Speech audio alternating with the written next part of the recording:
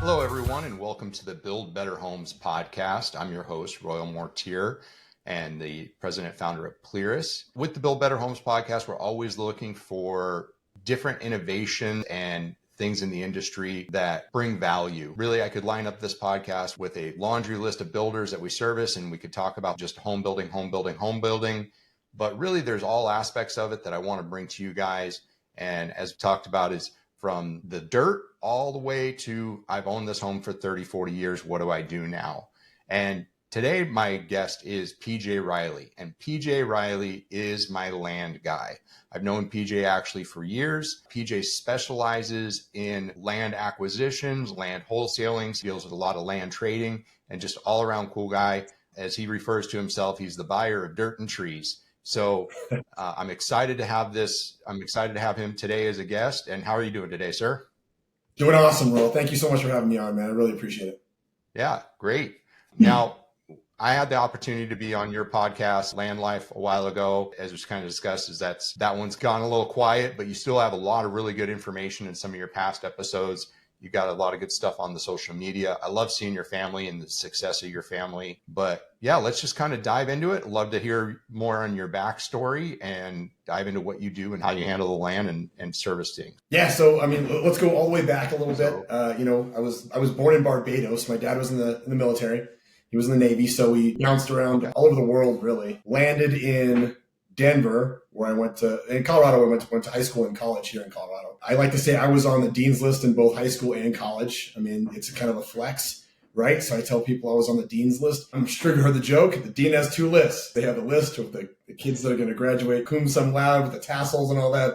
And they have a second list where it's the kids that are going to ask to leave their school later that year. I was on that second list, but I did graduate high school and college with, the minimum GPA required for both. So I didn't jump into the world as an academic, I guess. So I did a lot of different entrepreneurial endeavors. I sold insurance. I was a personal trainer. I was a professional fighter for a while. So I did that for about amateur and professional fighting was about 11 years. It was something that didn't really produce a lot of money, but it was definitely, I think, beneficial as far as like the success for an entrepreneur to be in some form of combat martial arts. I was really a big proponent. Yeah, man. So one day, a guy from work is telling me, he's like, hey, you should buy houses in Detroit. These houses in Detroit, you can buy them for $1. And I thought, yeah, that's a great idea, man. So I had $1, so it was crazy. It worked out really good. That's about how much I had at the time. I go online and I'm looking for houses to buy in Detroit, and I'm kind of researching the process. Turns out it's a lot harder than just coming up with $1 and buying a house, right? You can't just go in there and offer them $1 and they give you the keys to the house. There's a lot of issues there. And even if I were to buy the house, I'd put the refrigerator in and the wiring and all that kind of stuff, and it'd be gutted by midnight, right? So I thought, I don't have a lot of money. I need to find something to invest in. And during the course of my research, I found a guy talking about buying and selling vacant land. And this is around 2015. So this guy's talking about buying and selling vacant land. I didn't see anybody else talking about that. So he basically described kind of some basics. I cut the video off about halfway through and I jumped on Zillow, went over to Zillow, found a guy who was selling 2 lots just south of me for, they were $1,100 a piece. So $1,100 for each lot. Well, I had gotten through enough of this guy's video to know that you don't buy retail. You gotta get a deal on these properties, right? So I offered this guy $1,100 for both of his properties. And these are 1/4 acre lots south of Colorado Springs. Not ideal. Really no roads, no utilities, just squares of dirt. So anyway, I offer $550 per property. Guy says, yeah, that's fine. And so I was like, well, now what do I do? And he goes, hey, just send me a check. I'll write up the paperwork. It's easy. I'll take care of all of it for you. So I was like, all right, well, I mean, in worst case scenario, I literally had $1,200 at the time. $1,200, that was it, in cash, in an envelope underneath my bed. And I was doing one of my many ideas. I was doing direct sales at the time, door-to-door vitamin sales, basically, trying to get my friends to buy these cool vitamins that I just decided to sell. So a bunch of guys had bought them, and I had $1,200. So worst case scenario, I'm out of this money that I didn't have previously anyway, so let's give it a shot. And so he sells me the properties. I list them on Craigslist then for $1,500 a piece. So that would be roughly triple my return, almost triple. So they all sold in like 2 weeks. They both sold. So I had tripled my return in 2 weeks. And I started thinking, I was like, whoa, like I've never done anything that made this much of a percentage return, right? This high of a percentage return. So I thought, let's see how much more I can do. So I go back to this guy's video. Now remember, I've only watched half of the video. So I finished the video. I start watching more of his trainings and stuff. Pretty interesting stuff. So I go out and start mailing and marketing and sending letters to sellers, right? So I go on the county's assessor page and I look up who owns the properties. I really just looked around the ones that I'd already bought because I knew I'd bought 2 properties. I knew those areas. I kind of looked at them. So I was like, well, who owns the properties around here? So I found out their addresses from the county assessor's page. I wrote all these little handwritten notes, letters to them offering to buy their properties. And they were terrible letters, absolutely terrible. And people would respond and say, it looks like a child wrote this letter. And I didn't know what to say. I was like, this is my first time. I was like, I know I have to offer them some money for their property. So a few came back. I want to say 8 came back out of maybe, 50 or so letters I sent out, something like that, maybe even less. And so 8 came back. They said yes. And just kept going from there. And the systems and processes have gotten significantly better now. I don't do a lot of the day-to-day work anymore. The basic general idea of going out and searching for land, finding the landowner, making an offer to them, and then selling it online is exactly the same thing as it's always been. So you picked up 2 quarter-acre lots for $550 each lot. How long ago was this? 2015. So that's when I first started, was 2015, really at the beginning of the year. Okay. These were lots that were already zoned residential. Yeah, so it was one of those big subdivisions. I don't know if you're old enough to remember magazine. Well, in the back of magazine, they used to have in like the 60s and 70s, they would have these ads in the back of a magazine that would say, move to Colorado. They'd sell it to people in like New Jersey or Pennsylvania or something. Move to Colorado. And it would show this beautiful mountain scenery and, this subdivision they were going to build with a pool and lake and all this beautiful stuff, right? Well, they've done it all over the country. I mean, any state you can go to, a time where that happened in that state. And it was basically, they would take your money, right? They would take the buyer's money and bulk. So they would take the money, plat out these great big areas, maybe put in some dirt roads, usually not even utilities, but they would run out of money or they never planned on doing it anyway. So you'd get your lot. So you legally had a lot in this area. They weren't lying in that regard, but they were lying in regards to the quality of the area, right? And what they were going to do with it. So these little subdivisions are everywhere. They're all over the country, right? I'm really big in Arizona, Florida, any of the resort type areas. But here in Colorado, we have quite a few of them as well. Anyway, this was that. This was one of those. So it was they just happened to be 2 little squares, and I knew nothing about land. Absolutely no, other than the 10 minutes of the guy's video I watched, I knew literally nothing about land. So I figured if I can get there, I think it's okay. So I drove out there to these properties when I first got them, and I really never go to land anymore. I never see properties anymore. But back then I'd get so excited. I was like, dude, let's get in the car. Let's go. We just bought some land. So I get in the car, I go out there. One had a dirt road that connected to it. The other one was totally landlocked. So I just walked across the dirt until my GPS told me I was on the right property. But yeah, not that long ago, 8 years ago, and you can still get properties for that cheap. I mean, if you look, they still do exist. Yeah, it's always interesting to me. I mean, especially like when people get into the industry, how they get into it. And sometimes, like you said, the price point. I've known of land deals where it was, when you actually penciled out the dollars and cents, it wasn't even money that was exchanged. Yeah. Somebody had a car that they really wanted. And once you penciled out the dollar and cents of it and like how the tax incentives and everything, it was almost zero money. I mean, or, somebody wound up $5 ahead of the other person. But it's always interesting. This is the thing that it's about with real estate is, I mean, I've lost money on a lot of things. I've never lost money on real estate, even if it was a land. One large development I'm working on right now. I actually have my entitlement meeting tomorrow on it with the city, which is I'm super stoked about. But the 5 common ways to make money with real estate, and unfortunately, the tax incentive of it or the cash flow that you get from it, number 1 is cash flow. Number 2 is appreciation. Number 3 is renting it for the loan buy down, and then you get to leverage it. 4 is the depreciation of it. And then number 5 is your leveraging of it. So to buy more real estate. And with land, you don't get cash flow unless you're renting it. Like, I used to run large construction and we would lease people's random vacant lots residential lots to store materials and stuff. And they would charge us a stupid amount of money. Yeah. And you would pay it because it was right there. It was the only place we could lay stuff down that was right next to our job site. Yep. But you don't get to depreciate land. Land is the only thing you can't depreciate. But I mean, you're flipping it. And that is huge because, I mean, you can flip anything. There's drawn a blank on the one guy super big in the real estate coaching world. Anyways. Oh, yeah. Couches. He flipped couches. You know, he made $8,000 his first month flipping couches. Yeah. You know, so you're talking about, you're buying quarter-acre parcels, which, to give you an example, you know, comparison of that, granted, these are remote parcels and stuff like that. The quarter-acre parcels in my development in Oregon, we're going to be over $100,000. Now, granted, that's full roads, utilities, everything put in, but over $100,000. These, for the most part, if they're remote, your county, you got to get the utilities there, but your sewer, you're going to be well, and you're going to be septic. So you're not a ton into it. And that was only 8 years ago. So I mean, that's pretty insane. Not that long ago at all. Yeah. So, and then, okay, so that was 8 years ago. Then you went and you did exactly what you should do with any kind of sales, which is went to a market you knew, and you started reaching out and hitting up those people. So you got 8 back, and tell me about those. That's just crazy. So so I mean, I basically flipped those in the same way. Now, what's interesting is you were saying there's no cash flow with the land.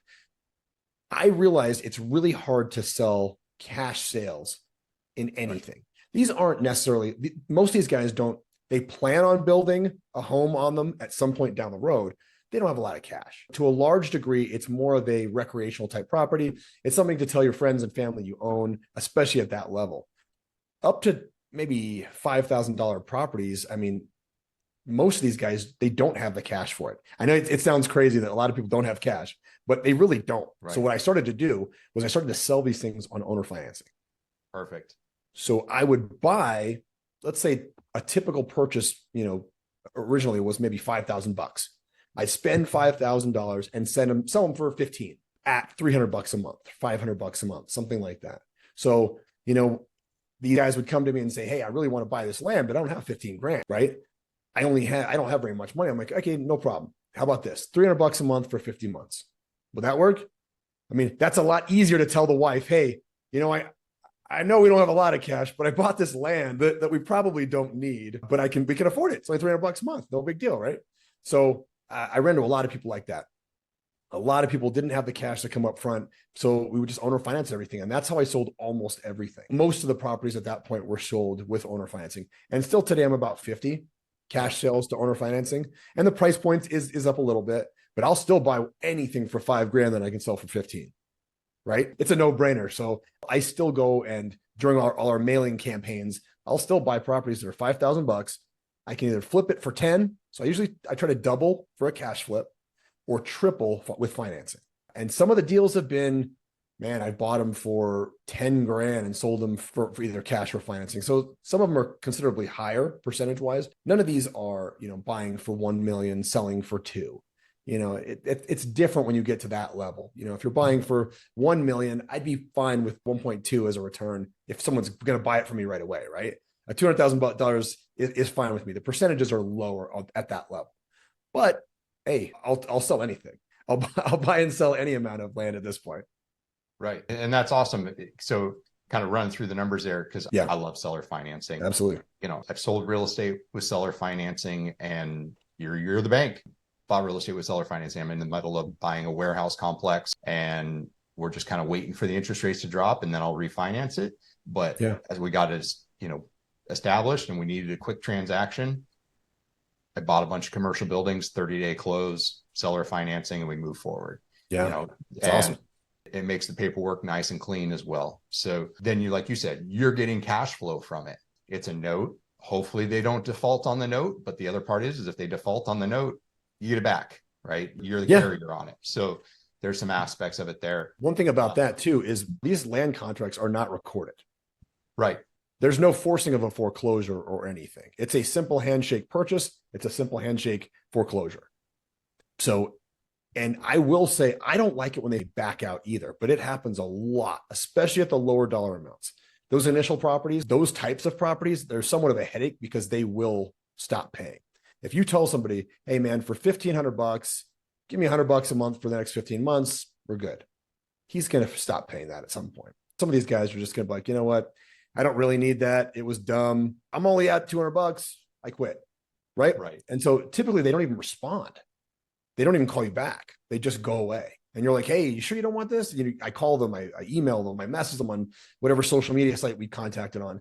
But they just stop responding. Right.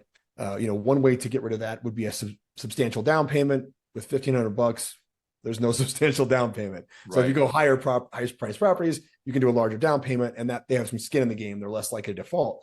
But a lot of the lower priced properties, they will just disappear and ghost you forever. And sometimes they come back and ask for more. I've had people that have ghosted me, they bought a property, stopped paying, never returned my calls. They just disappeared.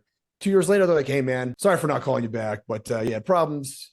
Can I still buy something else from you? I'm like, yeah, absolutely. And here we are again. Little digression here, but I mean, I had a property we sold, and this was right as the interest rates started to go up. Mm-hmm. I mean, we listed it like the week the interest rates started to go up, and wasn't my first rodeo. I went through the 08, 09 flipping some real estate. Yeah. And I knew it was just going to turn into a race to the bottom. And I was like, hey, people are going to get scared. It's going to be a race to the bottom. I'm going to up the ante on this. And I held my price, and I offered seller financing at like a half a point less than what the banks were offering, or like 3/4 of a point less than what the banks were offering.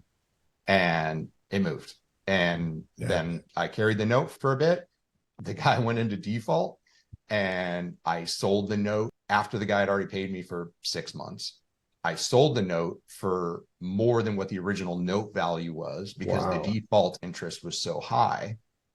And then the guy got current, but his interest rate had already defaulted to massively more than what the banks were at.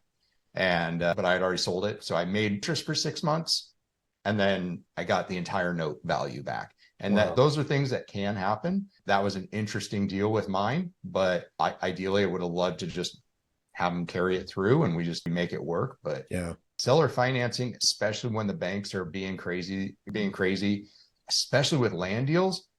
Land deals are hard things to finance right now. They were already difficult. And now I've got private lenders that I'm talking to that are scared of financing on land deals just because they don't know where the market's going. So when you can get a land deal with seller financing or owner carry, it simplifies it a lot. Banks don't like lending on land. And even private lenders, like I said, I'm about to meet for entitlement. I was looking at options for refinancing once we're through entitlement, and it's rough.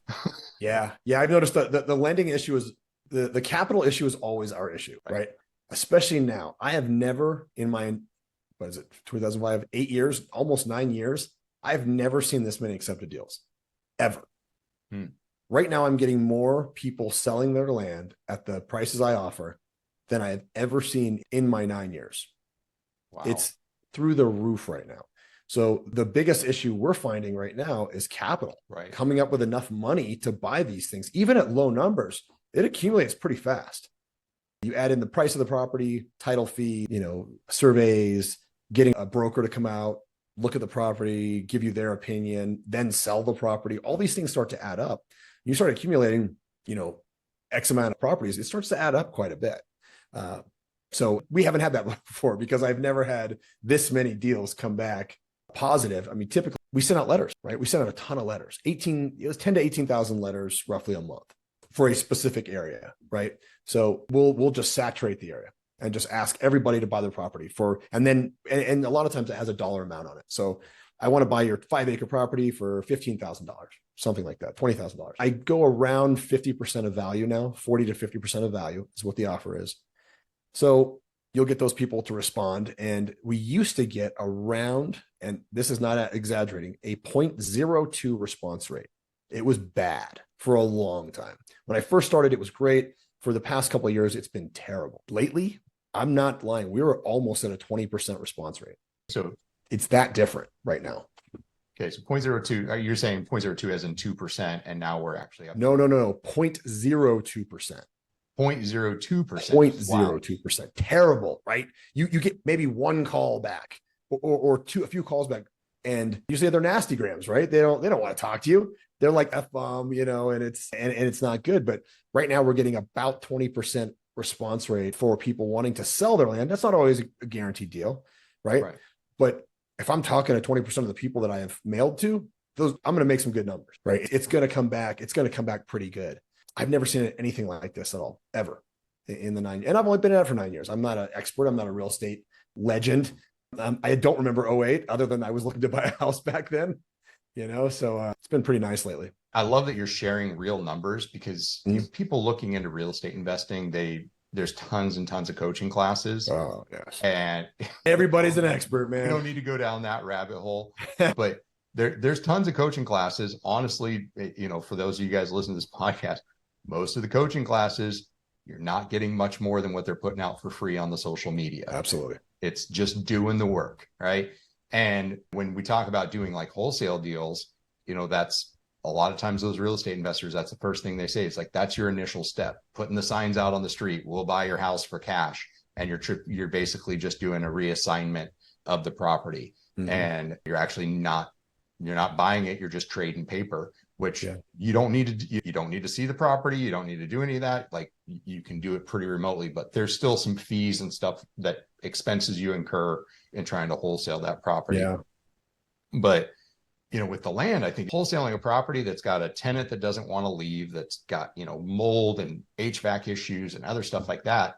And I'm trying to sell this lot that really, me as a real estate investor, I may come out and look at it and go, only thing of value here is the land and the location, but it's going to cost me $40,000 and take me 6 months to evict the tenant and wipe the house. Yeah. Find me a lot. Absolutely. So now it's great for new people. It's great for brand new people that are just like, I don't know what to do. I want to be in real estate, but I have no idea where to go from here. I don't have any cash. I don't have a rich uncle. I just don't have anything. Where do I start? Buying dirt lots is a lot safer. It's a lot easier to get into the business and get started. When you're kind of gone over how you source the leads, you get the conversion rates. Your conversion rates are huge now. Yeah. That's awesome to hear. But then when you go to list that property, are you listing at MLS, Zillow? Do you just your own private website? You putting it out to builders? How are you making that conversion? Yeah. So it depends on what the property is. Like, we're buying residential lots right now, and I'm going to put a sign in the street, right? I'm going to put a sign, very nice neighborhoods. I'm going to put a sign in the street next to somebody's house and say, I'm going to put a dollar amount on that sign. And we're going to see if this neighbor wants somebody coming and living next door, right? When they've had nobody living there. That's a few of the properties. There's a lot of different ways to do this. There's a lot of different ways to sell land. I'll also put it on Facebook. If it's a low enough price property, typically any 25,000 and under that I'm financing, I'll put that on Facebook and I'll sell it in 20 minutes. There's certain markets. Well, I'll say, hey, it's 24 grand. Let's say $400 a month for 60 months. Easy. Right. Easy. Not for anybody, but it is. It's a lower price than, and there's no interest. I won't charge you interest. Right? Bank's going to charge you interest. I won't charge you interest. Right. So you're making it in just the higher price. So absolutely. I paid $8,000 for that property, $8,000 to $10,000 for that property. Right. So I will sell it on Facebook. And in certain markets, like I said, certain middle America markets, it sells in 20 minutes. I put it on Facebook. Hey, I know where that lot's at. I get a response right away. I'm like, you do? Because I don't. I've never been out there. These guys are like, oh yeah, it's next to this great hunting spot that I like to go to. We love camping out there. But give me 20 minutes. I'm going to drive out there and look at it. It's that fast. They look at it on scene. They're like, I want it. Cool. Send me your information. We'll write up a contract and we'll do it. I've had one guy the other day bought a 10-acre property. Now check this out. Middle of nowhere. No roads, no access. I bought 10 acres from somebody years ago, and it was in the middle of basically a forest. And it connected his two properties. Oh. But I didn't know that. He was searching for me forever. And so he finally contacted me. He goes, hey, I know exactly where that's at. I need that to connect my property that does connect to a road way out to my other 80 acres in the middle of this forest. So it was this 10 acres that happened to be perfect to get to him. And then he sends me pictures and video of all these deer and turkey and just tons of animals on the property that I got this guy. So it's kind of fun too. When you see what I like it when people enjoy the property and they kind of send me updates on how the property looks and all that. I love hearing that, man. It's better than I'll sell anything. I'll sell land. Don't get me wrong. I'll sell it to anybody, even if they don't ever respond. But it is kind of nice when they do respond. But then also, if it was Facebook, put a sign up in the middle of the street or in the middle of the street, on the side of the street, or brokers. First, people trust brokers a lot. And don't get me wrong, I'm not a huge fan. I'm just not. It usually takes them a lot longer to sell anything. They don't typically aggressively advertise land because of the lower price point, and there's not a lot they can do about it. It's not like they're going to show you this beautiful bedroom and this great big backyard and this, look at the scenery at this house. This house is beautiful. It's dirt. So they put it on their site, they put it on Zillow, and they just leave it there. Right. Even the good land brokers they're not super aggressive on marketing most of my properties anyway. But I will list with them if it's a property in an area that I think they're going to do well at, they're going to be able to sell it. I'll do that. So yeah, and if I get people that contact me, they've looked up the property, right? They've been like, the guy up in the mountains, he says, I'm looking for the owner of this thing, and here I am. So there's lots of ways to sell the property. Yeah, it is interesting with land, and that's something I've always noticed is you don't see a lot of those listings. I'm on the Emerald Coast in Florida. Mm-hmm. We've got a beautiful place. I live in paradise. It's amazing. And there's a ton of land for sale, and it's all just plywood signs with stick-on letters that you can tell has just been there for years. Yeah. And now this area is exploding. And so we're seeing a ton of land move. Mm-hmm. But it is always interesting in that my development, apparently the development I bought had been listed for 3 years prior to me buying it or something like that. It had been on the market for a long time. I tried to search the history on it, could barely find anything on it. It was a broker that knew me, knew I was willing to take the risk. And he came to me and he was like, this is an amazing deal. They need to get out of it. And I think this is something that you could take advantage of. And it's like, okay. And we went and we walked it and I researched it and we made a deal happen. But it was a situation of, it was a failed development. So it was the prior people that owned it. It was multiple owners. They had tried to develop it. It failed because of what they were trying to push. But with that information, we were able to go the exact opposite direction and go, okay, the neighbors and the city obviously don't want this. So if we do this, can we still be profitable? Yeah, perfect. Makes sense. Move forward. So so you can learn from other people's mistakes in that aspect. Yeah. But with that said, I mean, for almost 3 years, that land was listed. And I mean, the broker for it didn't even live, this was a land parcel in Oregon. The broker was in Texas, and the 6 owners lived nowhere near the land either. Yeah. No emotional attachment there.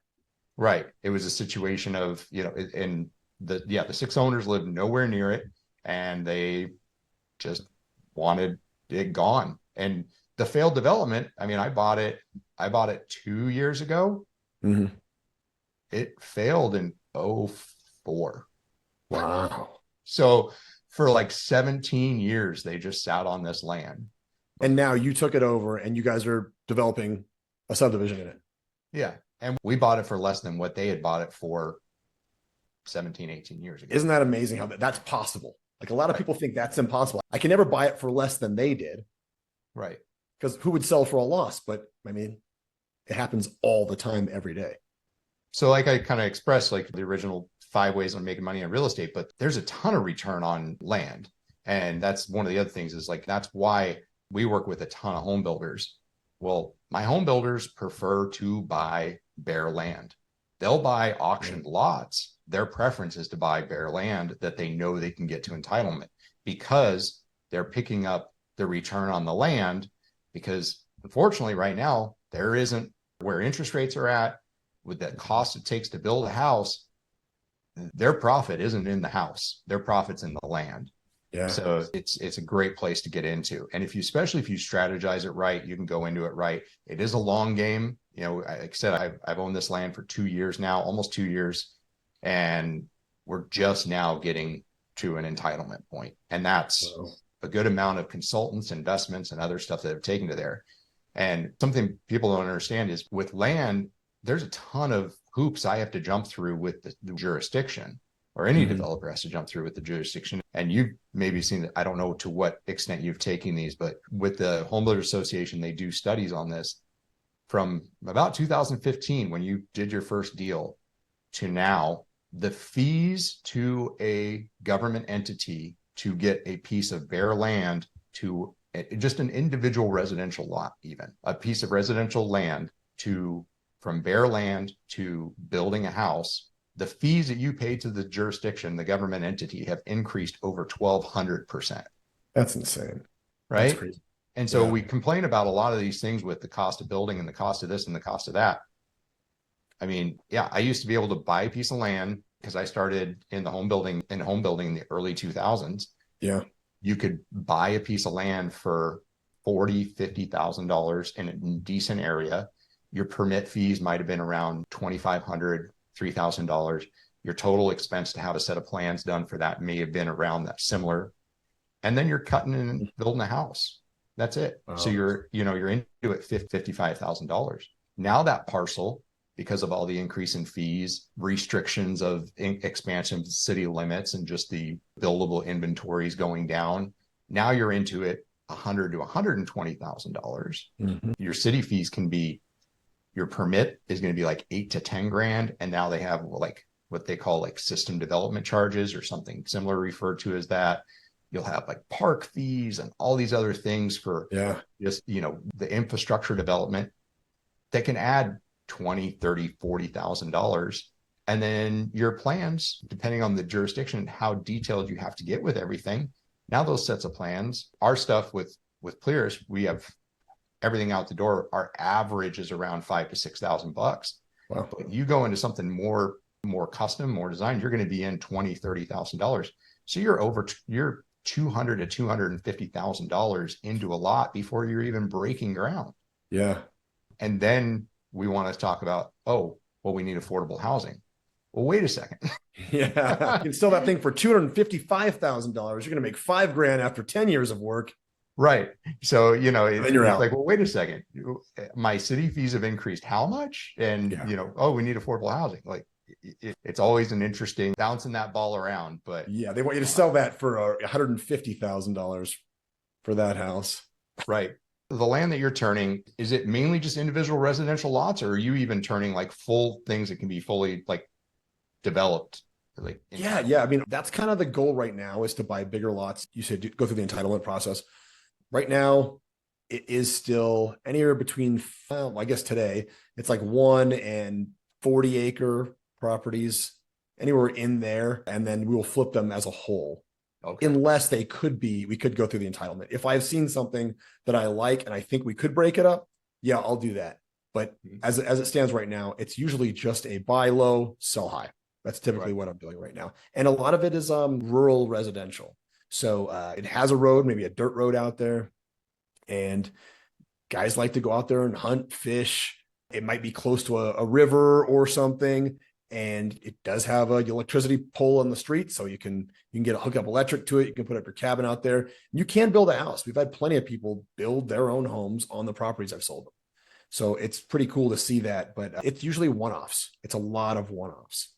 Yeah. I love that it's an additional option, not to mention, you have, it's an additional option. People can be investing in real estate with the wholesale stuff. Cause you did get into it pretty early on. I don't remember seeing much on it. I'm seeing some more things coming around lately. Lots now. Yeah, definitely some more things coming around lately.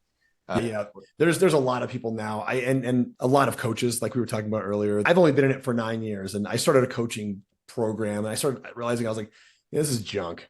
This really is junk. My program, I've only been in it for 9 years. I think it's good, but I don't have like the time to dedicate to something like that.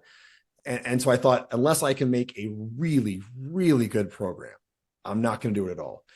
maybe I should have, because I look around and there's guys that have been doing it for 6 months. They're like a couple of years. And it's funny to hear them say things like, oh, way back in 21 when I started.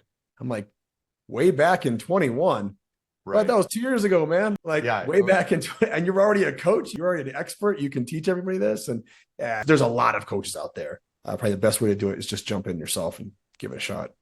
Yeah. My favorite recently has been with the STRs, the Airbnbs. Mm-hmm. And then you talk to them, they're like coaching about Airbnbs, and you talk to them and they start talking about all their stuff. And it's like, you keep on mentioning this one Airbnb. That's the one. That's the one. And now you're a coach on how to invest in Airbnbs. Yes. Got it. They got one under their belt. It's better than none, though. I mean, I've met coaches that have done none, zero. Right. And they want to help me make $1 million. And I ask them, I was like, and I had a podcast for quite a while. So I met a lot of people didn't make it to air. So I talked to a lot of people and they would say all their business strategies and philosophies. And I asked them, hey, what'd you do? Like, so what got you into this? Like, what was the catalyst that caused you to be a coach they're like, what do you mean? And I was like, well, like, what business did you run? Like, well, really, this is the business. I was like, oh, coaching is the business. Oh, okay. I got you. That makes sense. I run into those guys every single day. I'm sure you do too. Airbnbs, land, wholesalers. You get wholesalers every day, coaching or wanting to sell you something. So it's pretty funny. You and I met in RTA Syndicate, right? So we met in that mastermind. And it's interesting because even in masterminds, even in these large business networking groups, there's still a bell curve. Right? Absolutely. We talk about in society, there's like the top 1%, 2%, whatever. Mm-hmm. Everything, there's a bell curve. Everything. The NFL. Yes. These are absolutely all the best of the best. And guess what? There's still a bell curve.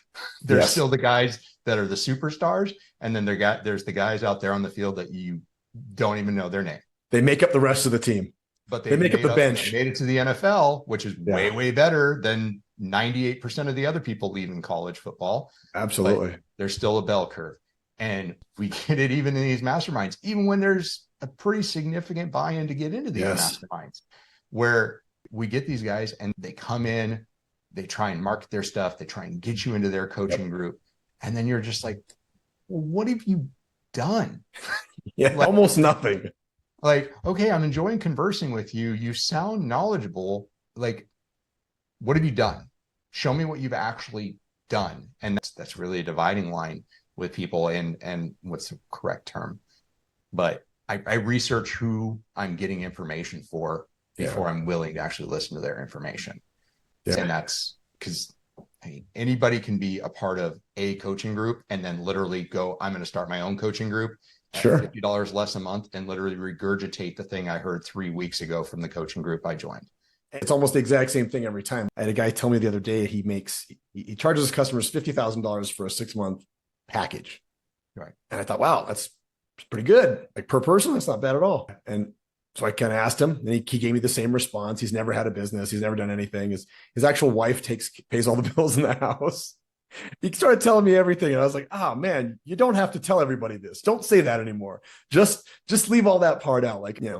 And so I was like, so what are you teaching people? What are you coaching people? And he's like, well, you got to wake up early in the morning and work out, and meditate and read books. And I get that. And all that makes sense. And I'm working in my head the time that we're talking about. It's 1:00 in the afternoon before he's even started to go to work. I'm like, how do you make money? Turns out his wife takes care of him. She pays all the bills. And so he doesn't have to. I don't know. I thought that was really funny. I was like working in my head. So an hour workout, meditating for 30 minutes, reading this book for me, it would take forever to read the book he's talking about. And I'm working up to about 1:00 in the afternoon. I don't know. I just thought it was really funny. But for new people, if you are new and listening to this, really vet the person you're getting your expert advice from, and ask around. Ask if anybody else has done it as well. Ask around how it turned out for them. 50 grand is no small amount of money. And if you're going to do that for a guy to tell you to wake up in the morning and go work out, I'll tell you that for $20. Right. Sign up with me for $20. Really, you got to be good about vetting the people that you're taking the advice from. Dean Grazioso, he goes, I wouldn't take marriage advice from my own parents because one's been divorced 4 times, the other's been divorced 6 times. Why would I take marriage advice from them? Exactly. Take advice from the people that actually have done what you want to be doing. Or my favorite statement is the best mentor is the person that's 6 months ahead of where you are today. Yeah. Because they literally just went through it. It's fresh in their mind, man. Know what it is. It's fresh in their mind. They can teach it to you. And, yeah, absolutely. And that's great. So a little digression from the land stuff, but in a world where we got a lot of people that just haven't done it. And yeah. I think there's too many distractions too. So like there's so many coaches, like you listen to this guy say this thing and it makes sense. It absolutely makes sense, especially if you have zero experience. It totally makes sense. Then, okay, so what is there another guy that says this? And you listen to this guy and he says something totally different. You're like, maybe I should be doing that. And there's so many of those. If you look at like TikTok and Instagram, there's so many that say, you know, real estate investors, but they tell you 100 different ways of doing it. And they're all have very compelling points of view. So if you're brand new, you're 19 years old, you're 25 years old, or even if you're like me, 45, and you have no real experience in it, it all makes sense. It all sounds like it would work, but got to find somebody, got to vet these guys. Oh man. Yeah, it is crazy. And I just want to hit on one last thing is you brought in the very beginning, the martial arts, doing the fighting. That is one thing you and I connect on. I've trained jiu-jitsu for over a decade. Wow. I can honestly say I would not be the person I am today if it wasn't for me purposely, voluntarily putting myself in that hard at work, that hard effort. You went all the way to the professional level in fighting. And actually I've seen some of the videos of your fights, including the bad one. There's been a few. Usually my videos from back in the day, these are early 2000s. It was recorded by the other guy's team. Like my guys never had cameras or anything. So it was the other guy's team. So if you see a video of me, it's from the other guy's point of view.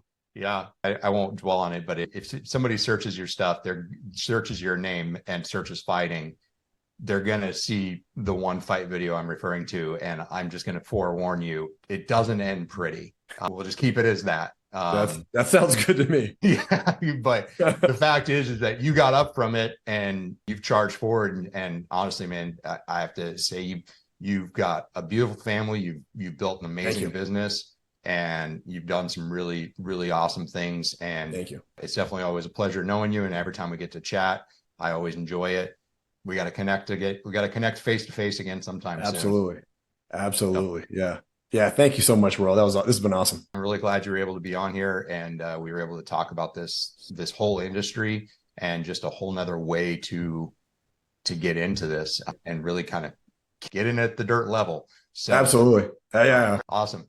Hey, this has been Royal Mortier with the Build Better Homes podcast. I really appreciate you listening today. If you enjoyed the content, please like and subscribe and share this with your friends. Please continue to look forward for new episodes in all regards of home construction, development, and other awesome individuals like PJ bringing just a great insight to different things. And as always, go do great things.